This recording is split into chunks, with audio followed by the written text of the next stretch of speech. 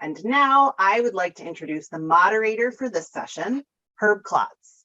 He's currently the Zone 32 Rotary Coordinator, which covers the Northeast United States, and he's responsible for promoting membership growth. He and Terry presented these 5 attributes at the International Convention in Houston, and I'm so grateful that this team of membership growth specialists came to Rotary with the idea for a series where some of these ideas could be shared with the larger Rotary world. So welcome, Herb and friends. Well, thank you. Thank you, Leanne. And what I would like to do first is to introduce my co-presenters. So first we have Louisa Horn, and Louisa is from Nova Scotia in Canada. So Louisa. Thanks, Herb. I'm thrilled to be part of the webinar series and welcome everyone that's joining us. It's going by so fast, I can't keep track of where everyone is from, but it's great to see such a great turnout. I'm here as the Innovative Club Advocate Lead for Zones 28 and 32. And not everyone may be familiar with Innovative Club Advocates, but we basically respond and are proactively involved in clubs and districts that want to do innovative growth, and we support that. And so we're delighted to be part of this webinar today. Thanks, Herb. Well, thanks, Louisa. And next we have Doug Logan. Doug Logan is from Ontario in Canada. So Doug. Thanks, Herb. Hi, everybody. I'm the Rotary Coordinator for Zone 28. Basically, that means I'm the membership champion for most of the clubs in Canada, plus Alaska, and a few areas of northern parts of the United States. And I'm looking forward to sharing this wonderful information with all of you. Thanks, Doug. And finally, Terry Weaver. Terry is from South Carolina in the United States. So Terry. Thanks, Herb. I'm the Zone 33 Rotary Coordinator, and Zone 33 is Herb's neighboring zone to the south. Our territory stretches from western Pennsylvania down the Atlantic seaboard to the Georgia-South Carolina border. So thank you, Terry. All right, so let's get started. As Leanne mentioned, this is going to be a 3-part series. Today, we're going to be talking about attributes of successful and agile clubs. On the 28th of September, we're going to be giving a webinar entitled Work Smarter, Not Harder to Grow Your Club. And it is based on the premise that, which is true, which is every Rotary club is different. And really what we need to do is focus on where our opportunities are in our club to grow. And we're going to talk to you a good bit about that in September. And then finally, on November 9th, we have a webinar entitled What Comes Next? Now, today we're talking about Agile clubs. In September, we're going to be talking about what makes your club unique. And we're going to pull that all together in November with a final webinar. And we hope you're able to join us for all 3 of our webinars. So the next thing I want to talk to you about is, okay, we're here to talk about membership. Well, why? Why grow membership? What is so important about membership in Rotary? And of course, the reality is our most important asset in Rotary is our members. We are a membership organization, and our product is service.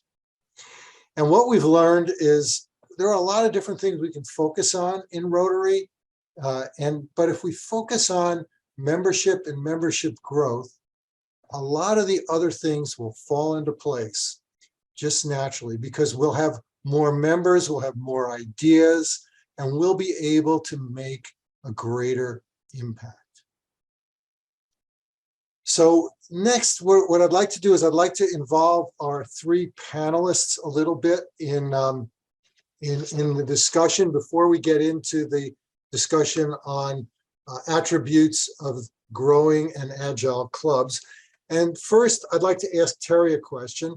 Terry, why does Rotary lose the same number of members that we bring in each year? Well, Herb, that's an interesting question. And I think I'd like to turn it around. Let's ask Terry, why does Rotary bring in only the same number of members we lose each year? Well, in my opinion, it has to do with Rotary's biggest enemy, which is not Kiwanis. Our biggest enemy is complacency, underscored by a statement like, our club is just the right size. We just want to stabilize our membership. And that's because we have a break-even mentality rather than a growth strategy. And you know what happens if you don't have a growth strategy? You shrink. Happens in a business, happens in a Rotary Club. See, here's the deal. If you have a break-even mentality, if your entire aspiration is break even, you'll hardly ever overshoot that. And you'll more than seldom, you're going to fail, resulting in a net loss of a member or two. So the next year, same plan, same strategy, lather, rinse, repeat. And guess what? Same outcome, a net loss of 1 or 2 members. So why does Rotary bring in only the same number of members we lose each year? Because we have this break-even mentality rather than a growth strategy. A break-even mentality will always result in a shrinking organization. Now, it's not that there aren't more prospects out there. If we can find 160,000 new Rotarians in a year, we can find 170,000. We just stop short when it looks like success is in sight. And then those last-minute terminations catch us by surprise. So I really think complacency is the culprit. We just need to set our sights higher. All right, well, thanks, Terry. And now I want to get Doug involved a little bit. So Doug, here's a question for you. What can clubs achieve with clear goals and individualized data? So what we want people to be thinking about is working smarter and not harder. And what we mean by that is that we think the actions that clubs should take ought to be built on that club's unique history, culture, and community. Generic strategies that don't account for those differences may not be that helpful. So let me give you a few examples to illustrate what I mean by that. In the form you filled out to register for the seminar, you asked a number of different questions. One of those questions was, why are you telling us the same answers every year? If it works, our membership should have grown. Well, I got curious about that person in that club. I don't know him or her or where their club is. But I was able to learn that that club loses 4 members per year more than they bring in. Something is causing members to leave. In contrast, another person asked, how do you get diversity of membership when the community you're in is very homogenous? Again, I don't know that person or that club, but I did find their data, which shows that they've actually been growing a little bit every year over the last few years, which suggests maybe they don't have the problem that they think they do. A third club was asked how online clubs can better connect with their members. Well, this is a 3-year-old passport club, and believe it or not, they bring in 11 new members every year for each person that they lose. So when you think about, and when we think about working smarter, we mean to focus on understanding your own unique circumstances and creating solutions that make sense for you, not another club with different problems. Finally, keep in mind that old saying that someone said, we can do anything we want to do, we just can't do everything. So we need to be strategic about what we do, especially for those of you who are in smaller clubs. In a few minutes, Herb is going to spend some time talking about the results of the survey we completed and the 5 attributes of successful and agile clubs. And what we want you to do is not to be afraid to pick and choose and adapt and find the best way to make them work for you. Thanks, Herb. Thanks, Doug. Okay, and one more question for Louisa. Louisa, why do some clubs seem to thrive even in the face of a pandemic? Such a great question. And we know that despite what many clubs have experienced, a lot have actually been able to thrive and grow. And of course, you're going to hear more about that as we proceed today. And you'll hear more about what you can do in the follow-up sessions as well. But I think, Terry referred to having that growth strategy. And Doug talked about different clubs having different ways of doing things. I think the word that is most important to me in all of this is really around intention. Those clubs have the intention to do something different. They're people of action. So this year they're imagining and they're bringing their intention to bear. And of course, all of that is going to be based on thinking as well about our strategic priorities. And you'll see how those link to what Herb is going to describe today. And I've taken those strategic priorities and just reworded them a little bit because it makes it easier to remember. I like to have easy ways to remember things. And so the 4 strategic priorities that Rotary has, I've made into an acronym LEAD. And let's just quickly look at what those are. The L is actually for leadership, but leadership for impact. If what we're doing doesn't have impact, our intentions need to adjust a little bit to make sure that they do. E for engagement. And you'll hear some ways that people did some creative things for engaging their members even during a pandemic. And then, of course, A is for being agile, adaptive. We've all had to do that, and some have done it in ways that have been more effective than others. So you'll hear a bit more about that today. And then finally, D, I adjusted this one a little bit. The Rotary priority is around reach, but I think reach in particular for us needs to include all of the lenses of diversity. Plus that gave me the word lead, so that was another reason to change it. But having that lens of diversity that covers all kinds of different types of diversity, as Doug said about the club that said they were in an area where there wasn't much. There always is, whether it's gender, age, education background, career type. So many ways we can look at that. So we're going to drill down on some of those over the next couple of sessions a bit more. And now you're going to have the opportunity to hear the specifics about the 5 attributes from Herb. Well, thanks a lot, Louisa. And as Louisa, and thank you, Doug and Terry. And they'll be back at the end for the Q&A. But now what we want to do is we want to, for the next 15 to 20 minutes or so, talk to you about attributes of successful and agile clubs. Now, this isn't just our opinions on this. This was based on a study that we did last year.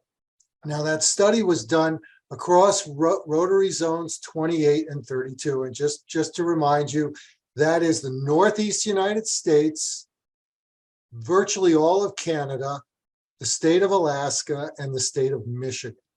And it's over 2,000 Rotary clubs in those 2 zones.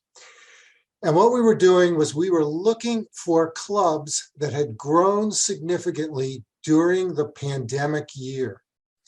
Now, the pandemic year was a brutal year for membership in North America. In fact, we lost about 5% net membership during that year, that 2020-21 year. And yet these clubs used the pandemic as an opportunity for growth, not as an excuse. And so we wanted to learn more. So our simple criteria was we looked for clubs with a growth of 5+ net members in that year.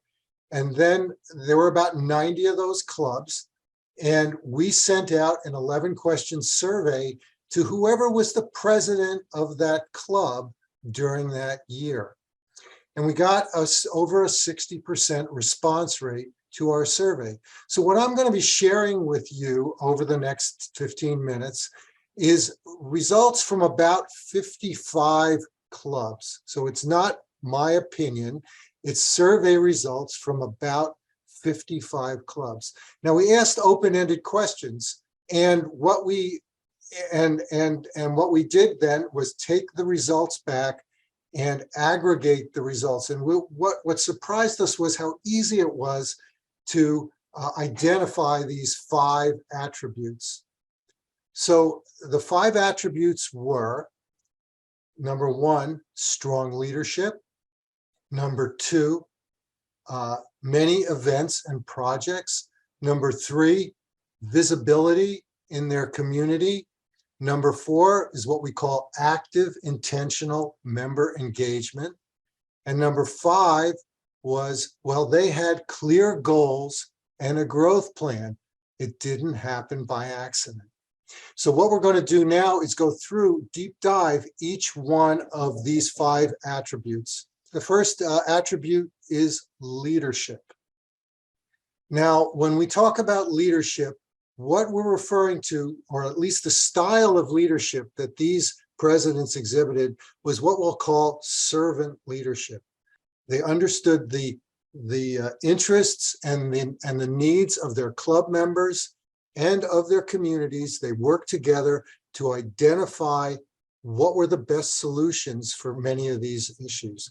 And of course, it wasn't a one-person decision. It was come to by a group of people. We did a Zoom interview with about 7 of these club presidents. And the good news for you is, well, you're going to hear more from me, but you're also going to hear from them. So let's hear a little bit from some of these club presidents about what they had to say about leadership.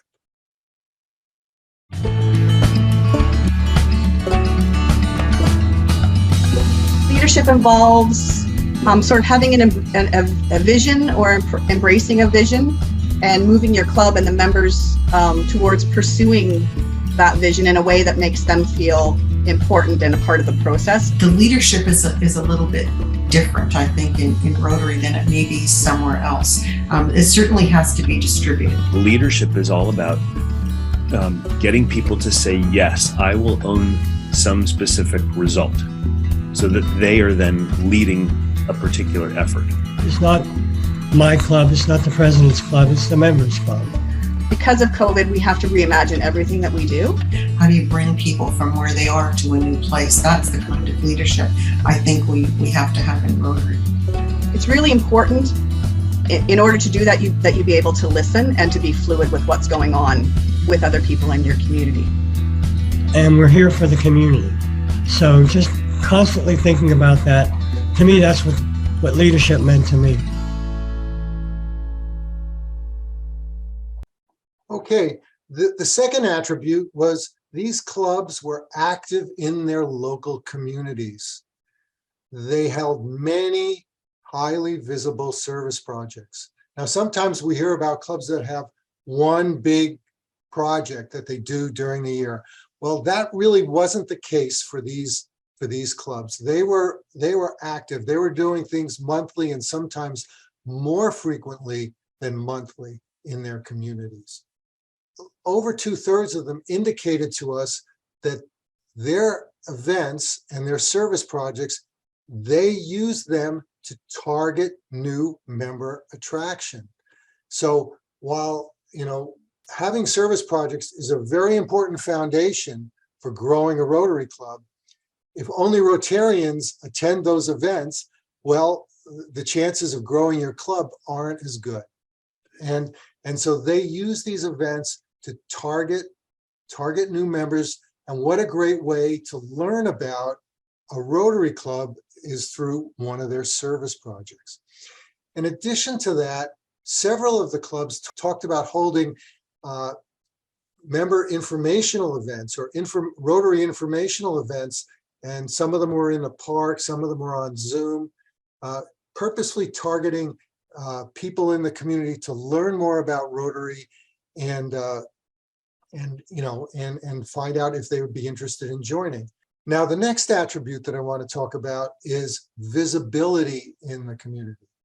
Well, now, if you have all these service projects and all these events that you're holding and you've got a really fun Rotary Club, well, everybody needs to know about it. So making sure that others know what you're doing in your community. Now, the survey results were very clear on this. Now, while many of the clubs talked about many different ways to promote public image in their community, by far, the most prevalent example that they were providing in the surveys was use of social media. It was probably about 80% of the responses when we looked for visibility in the community category. Now, what I want to do now is I want to tell you a story. One of the things, I've given this talk many different times, and one of the many times after I give the talk, a president of a small club comes up to me and they say, Herb, you know, we're a small club. This is all great, but we can't focus on all these things. What should we focus on? And so I want to tell you a story about the Percy Rotary Club. Now, the Percy Rotary Club was in Eastern Pennsylvania, and they were a club which I would call a small but mighty club. Now, most of the members of the club were middle-aged. They were like 40, 50, 60 years old. That was the typical age of the group. They had 12 members, and they were extremely active in their community and doing community service. The problem was very few people knew about it. And one day they learned about a Facebook group that promoted community service projects in their community. And they started posting their community service events on that Facebook group. And people started to show up.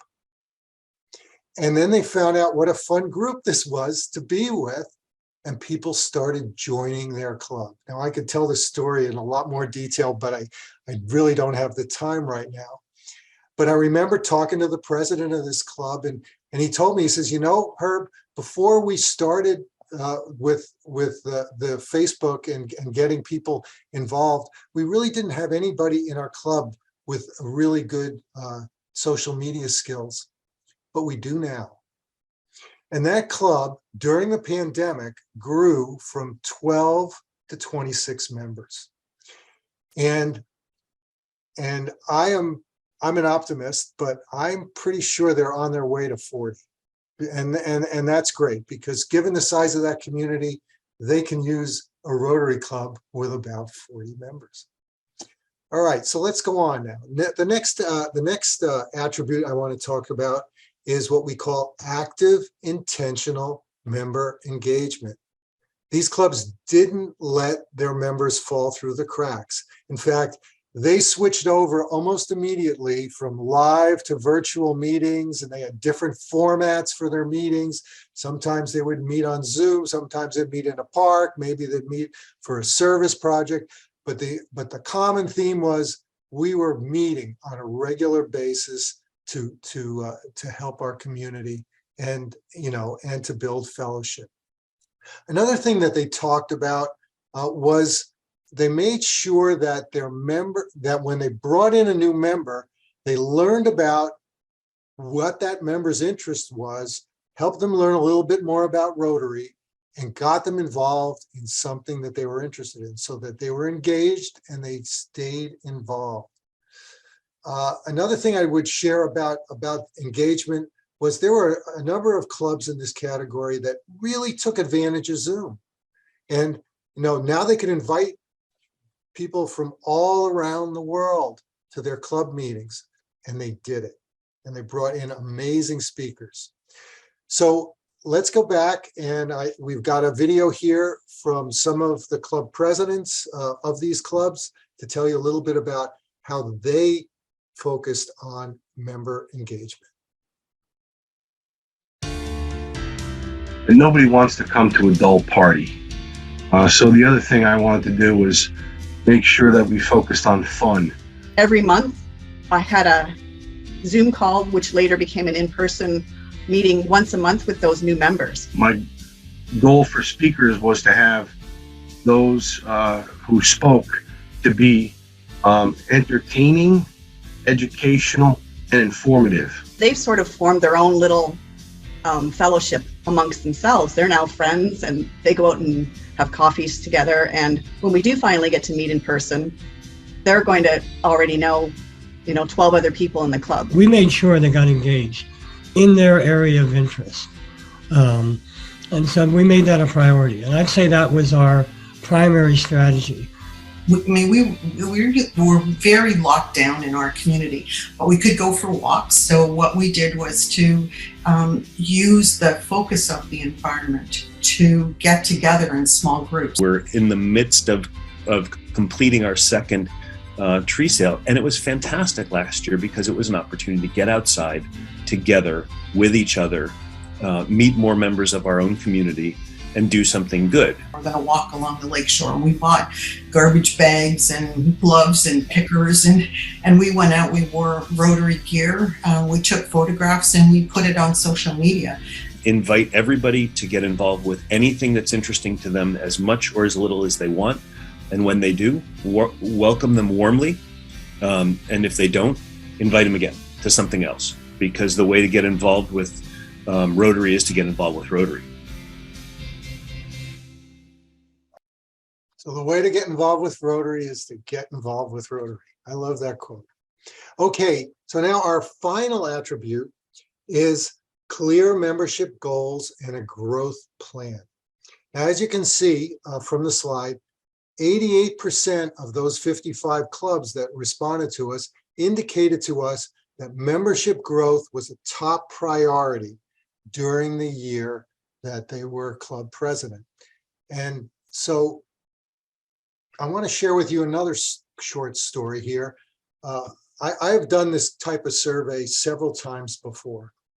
And the first time I did it, I was an incoming district membership chair. It was about 6 years ago. And the reason that the governor had asked me to be district membership chair was because our club had grown. But I knew how our club had grown, but I didn't know how other clubs had grown. So what I did was I wanted to learn.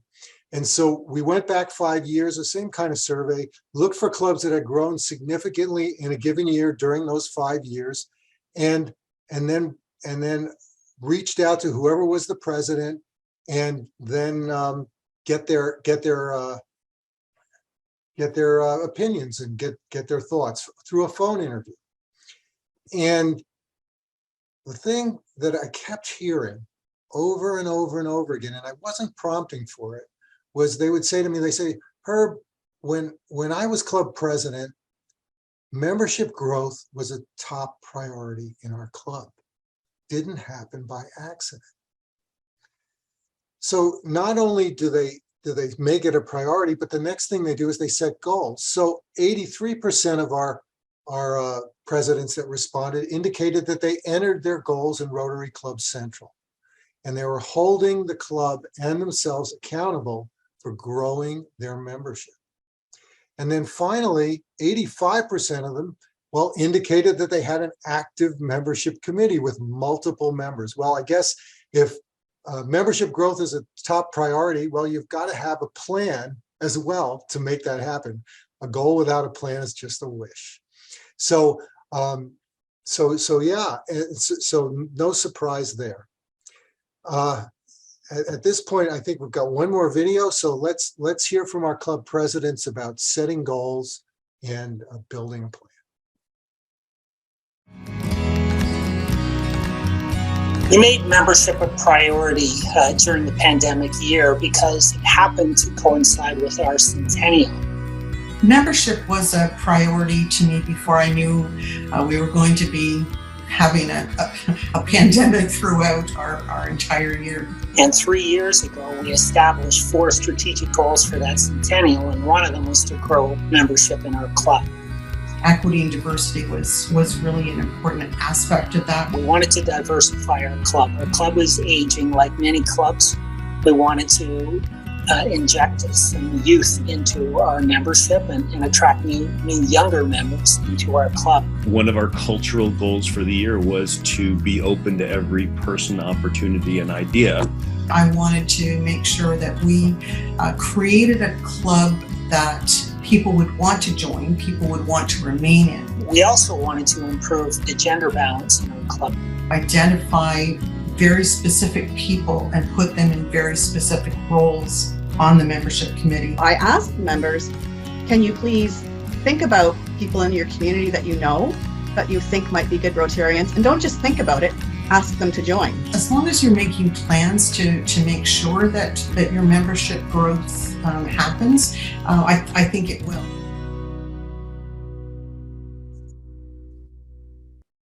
Okay, well, now in summary, the 5 attributes that we identified through this study of 55 Rotary clubs that had grown were strong leadership, many events and projects, visible in their community, they have active, intentional member engagement, and they had clear goals and a growth plan.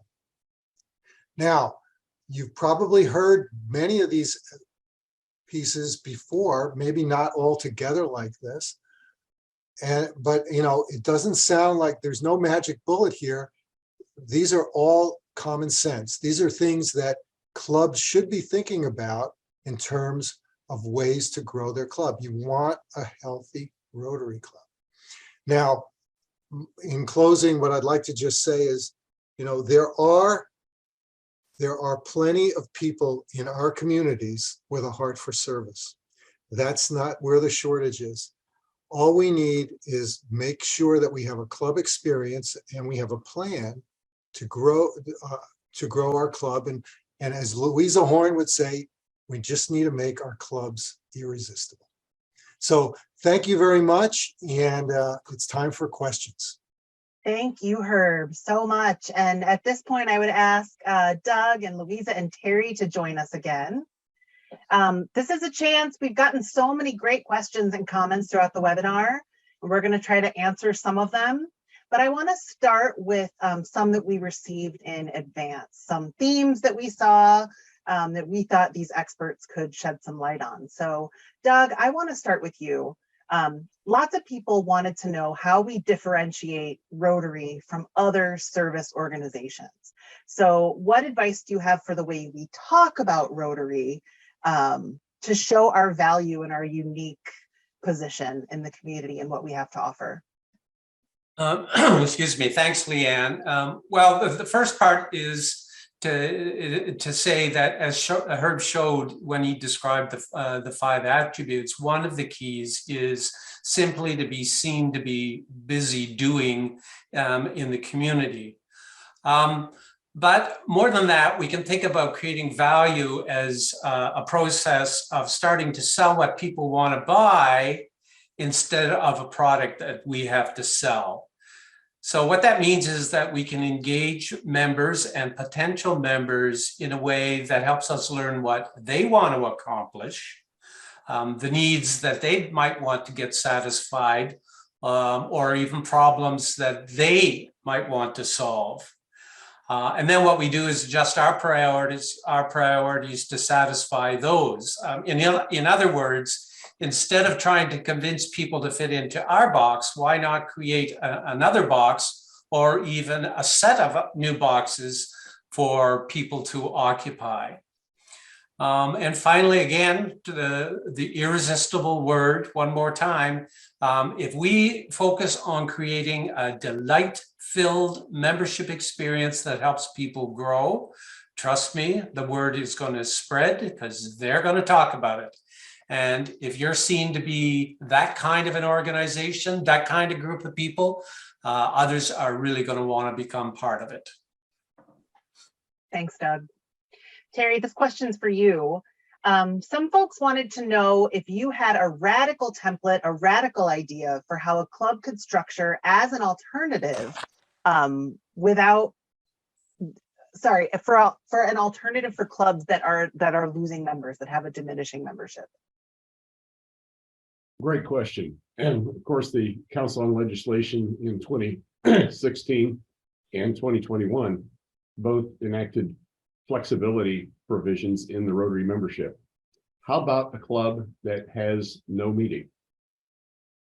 How about a club that has no meal?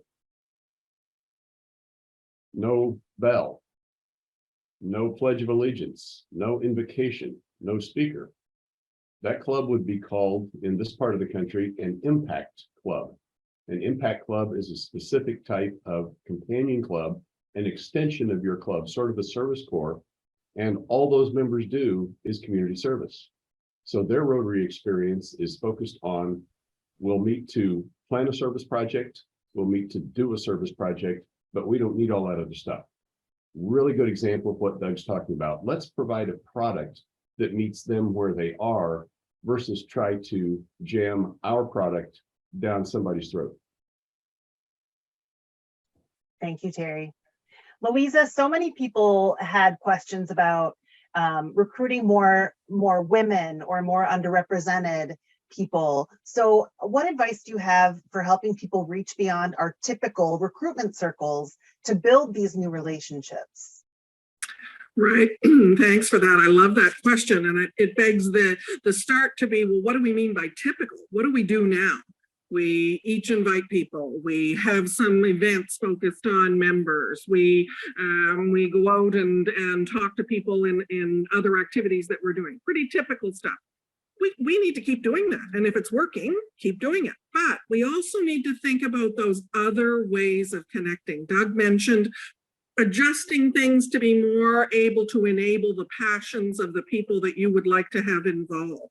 It really takes, again, that word I used before, a couple of my favorite words start with I, intentional and irresistible. And then to model that for real. So if you want to attract people that come from a different background, or you want to attract people and be irresistible to people that have different interests, then you need to show that that's actually part of what your club is all about and that you really do want to do that. And looking at some of the older ways that perhaps have been traditions, not that we want to end all the traditions, absolutely not.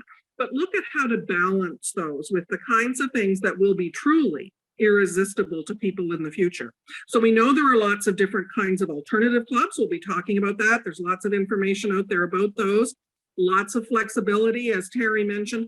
All of those things become part of an overall strategy to be intentionally irresistible, not to be out recruiting people. I don't even like the word recruit. It sounds like we're trying to talk people into something. We need to be so attractive and so irresistible that they want to be part of what we're doing. Thank you, Louisa. Herb, question for you. What advice do you have for restarting and re-energizing a club that has fallen to fewer than 10 members? Well, thanks. That's a great question, Leanne.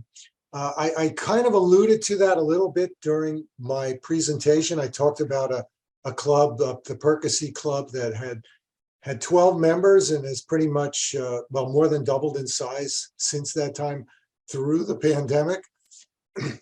And really, what did they do? They focused on their assets.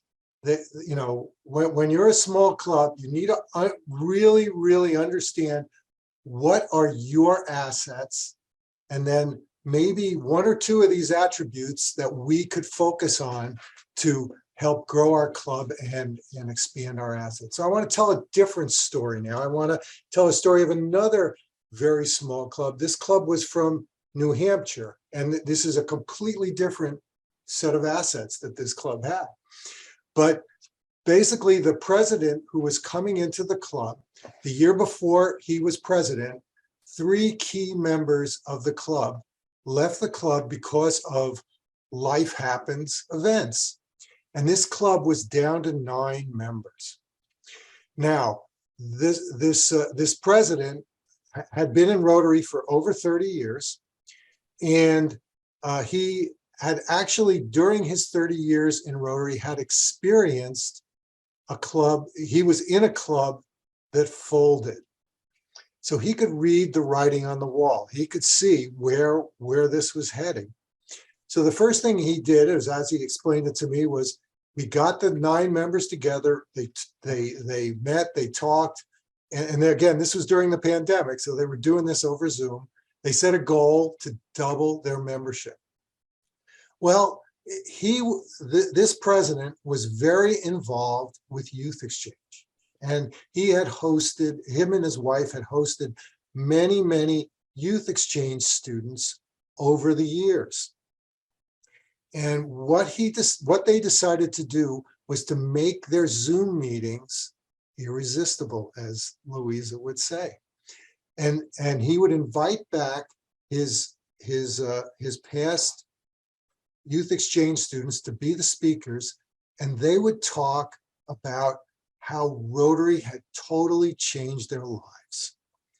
And then he started inviting other speakers as well. But he didn't just have that for the Rotarians in the club. Well, as he explained it to me, well, they would normally have a fundraiser and they would go around to businesses and ask them for sponsorships. Well, this year they weren't having a fundraiser. So what they did instead was they asked these businesses to join a Zoom meeting. And he also asked people on the school board and different other members of the community.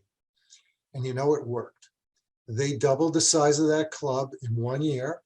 And I looked again, and they're holding on to those members and still continuing to grow. And of course, now they've diversified their base, they have more skills, and they're able to grow. So that's another example of a small club that turned it around. So thanks, Leanne. Yeah, with very intentional steps. And they didn't try to do everything. They picked something very specific. Thank you so much, Herb. Great example. Terry, we got a couple questions like this, and I'd love for you to tell us, you know, why is moderate membership growth the goal? Why not aggressive membership growth? Great question. You know, when I'm not doing this or playing with the grandkids, I have a little encore career part-time coaching small businesses. And you would be astonished at how much a small business of 30 employees looks like a Rotary Club of 30 members. They succeed for all the same reasons, they fail for all the same reasons. And I advise my clients, let's grow at a rate that we can accommodate. Let's grow at a rate that we can tolerate without the wheels falling off. I've seen countless scenarios where a business went out and got a whole bunch of business and absolutely swamped out their ability to deliver. I've seen clubs do the same thing, go out and grow by 50% in the course of a year.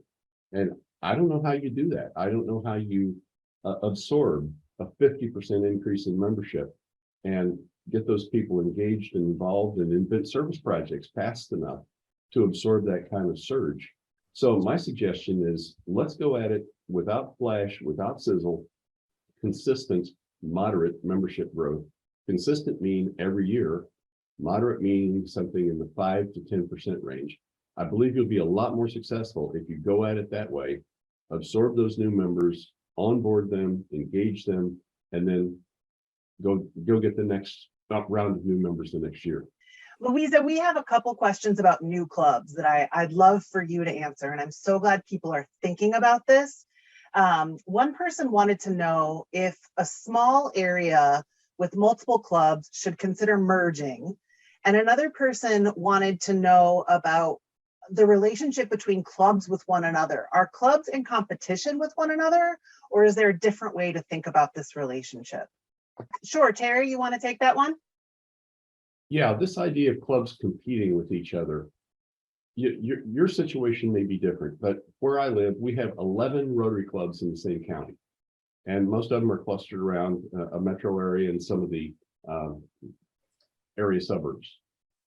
And I hear this every now and then. You know, the reason we can't grow Rotary in Greenville, South Carolina is because there are too many clubs, they're all going after the same people.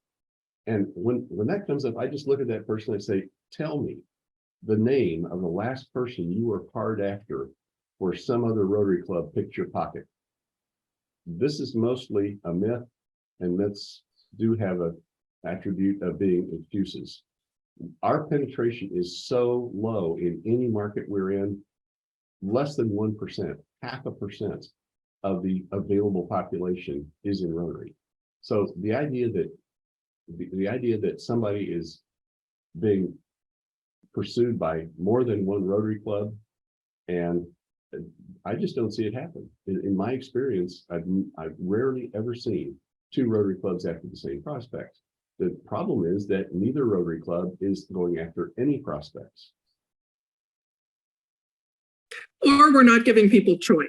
I think it's always important to encourage people to check out all of the Rotary Clubs in an area and give them that opportunity to see where will their passions best be enabled. We have two clubs in a remote area, not in Greenville County, One of them's a breakfast club, one's a lunch club. They do their membership events together. When they're doing a membership information hour, they invite the prospects together because frankly, a prospect for a breakfast club and a prospect for a lunch club are two completely different people. They don't compete at all. The product is different. Louisa was there. I'm so glad you're back. Is there anything else you wanted to add to this idea of clubs in towns and how they can support one another?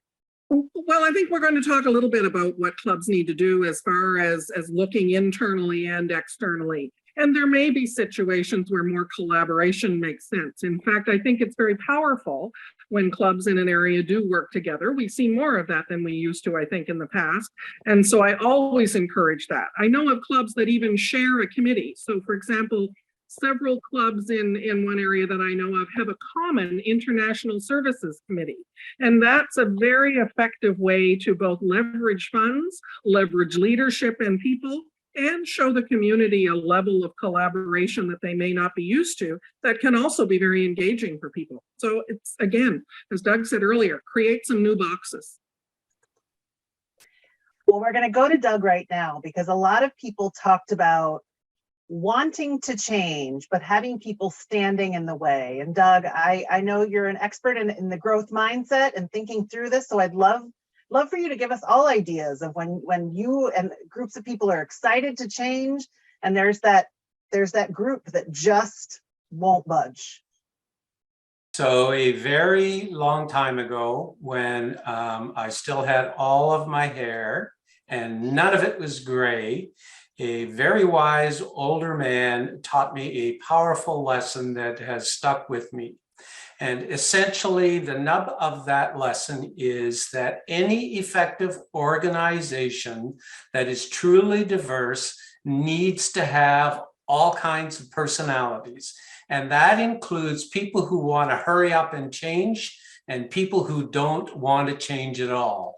And our responsibility as leaders, we have to find the sweet spot that exists in the middle of those people and manage it to move forward. There are quite naturally people who don't want to change, and quite frankly, they have every right to stay the same. The problem that happens with many of those people is they believe, too many of those believe that their right to stay the same means nobody else can do things differently. So we have to find ways to work with those people. Maybe it's a traditional group within a club or a more traditional club to help them understand that they have a right to stay the same, but they don't have the right to get in the way of other people who want to do things differently. And it's a piece of the point that Terry made earlier on, which totally resonated with me because I agree with him, is the change needs to be at a pace that makes sense to you and your group and in your community. His example of 5 or 10% is a really good way of looking at it. Take it on at a way that works and not be afraid to be going slowly as long as it's intentional and it's persistent. Can I add to that one, Leanne, a little bit? Yeah. Yeah, so the other thing that we didn't have time to talk about today, which I think we will be doing probably in our third presentation in November, is another way that traditional clubs can grow significantly, and Terry alluded to this with the Impact Club discussion, is creating an alternate experience. Okay, and you know, a very traditional club who really likes their lunchtime meetings and their fellowship can create an alternate experience for people that would be at a, you know, and it may not even be as Terry says, it may not even be a meeting, but it might be a happy hour, it might be something like that. And then they work together on service projects and things like that. So that's another way to think about the problem as well. Thank you so much for taking the time to answer these questions. We have so many more, including, you know, when people can't afford dues. And I wish we had more time to talk through these, but we do have more sessions where I know we'll dig a little deeper. So this is just the first webinar in the 3-part series. And now we're going to have Terry tell us more about what we can all expect from the next webinar, which we've titled Work Smarter, Not Harder to Grow Your Club. Thanks, Leanne. You know, every investment fund's promotional mailer ends up with something like past performance is not indicative of future results. Well, in business and in Rotary, the reverse is usually true.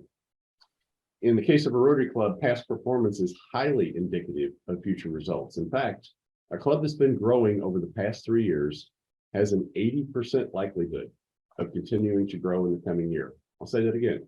A club that's been growing over the past 3 years has an 80% likelihood of continuing to grow. I've studied this across 1,000 Rotary clubs. Sadly, a club that's been declining over the past 3 years also has an 80% likelihood of continuing to decline. You've heard success breeds success. Sadly, failure also breeds failure. So even more interesting, the rates at which clubs lose members and attract members is very consistent from year to year as well, unless something changes. So do you think it'd be helpful to know which group your club falls into? Would it be helpful to know how many members you're likely to need to replace this year? You will lose members for reasons you can't do anything about. Would you like to know what that number is of members that you will probably lose because of life happens reasons? It takes a whole lot less problem solving energy if you know exactly what problem you're trying to solve. So join us next month to learn what problem your club needs to solve. Is it low retention? Is it insufficient attraction of new members? Is it both? Is it neither?